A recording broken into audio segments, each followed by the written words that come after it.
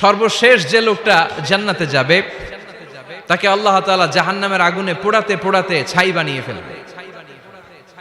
আল্লাহ বলবেন, জিব্রাইল যাও একটু দেখো, একটা মাত্র সেজদা দিয়েছে আমাকে, এরকম কাউরে পাওয়া যায় কিনা। বাটি চালান দিয়ে দেখো পাওয়া যায় কিনা। খুঁজে খুঁজে কাউরে পাবে না। আল্লাহ বললেন আবার দেখো, খুঁজে খুঁজে একজনকে পাবে, সামান্য ইমানের ছিটে ফোঁটা তার অন্তরে ছিল। আল্লাহ বলবেন যেহেতু ছিটে ফোঁটা আছে, অনেক মায়ের খাইছে, ওকে বের করে জাহান্নাম থেকে বের করে একটা নির্ধারিত দূরত্বে রেখে দাও। রেখে দেয়া হবে, কিন্তু জাহান্নামের আগুনের লেলিহান শিখাতে তার গা ঝলসে যাবে। সে আল্লাহর ডেকে বলবে, মাবুদ তোমার কাছে আমি কিছু চাই না, জাহান্নাম থেকে তুমি আমাকে বের করেছো, জীবন নদীর পানি তুমি আমার গায়ের মধ্যে ঢেলে দিয়েছো, আমি আবার সজীবতা ফিরে পেয়েছি। আমি তোমার কাছে জান্নাত চাই না, শুধু নিরাপদ একটা দূরত্বে আমাকে রেখে আসো, যাতে জাহান্নামের আগুন আমারে কষ্ট দিতে না পারে।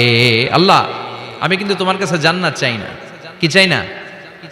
জান্নাত চাই না, কিন্তু জাহান্নামের আগুন আমারে কষ্ট দিচ্ছে, এতটা দূরত্বে রাখো যাতে জাহান্নামের আগুন আমার গায়ে না লাগে। আল্লাহ বললেন ওকে রাখবো, কিন্তু আমার সাথে একটা কন্ট্রাক্টে যেতে হবে, যে এটা তোমাকে দিলে তুমি আর নতুন করে কিছু চাবা না। সে বলবে আমি রাজি, কন্ট্রাক্ট হয়ে যাবে। আল্লাহ জিব্রাইলরে বলবেন যাও এমন দূরত্বে রাখো যাতে জাহান্নামের আগুন ওরে কষ্ট না দেয়। রেখে আসা হবে, অনেক দিন সে ওখানে আনন্দে থাকবে, আল্লাহ শুকরিয়া করবে। সে মনে মনে বলবে বেঁচে গিয়েছি, আমি বেঁচে গিয়েছি, জীবনে আর কিছু চাই না, জাহান্নাম থেকে আমি বেঁচে গিয়েছি।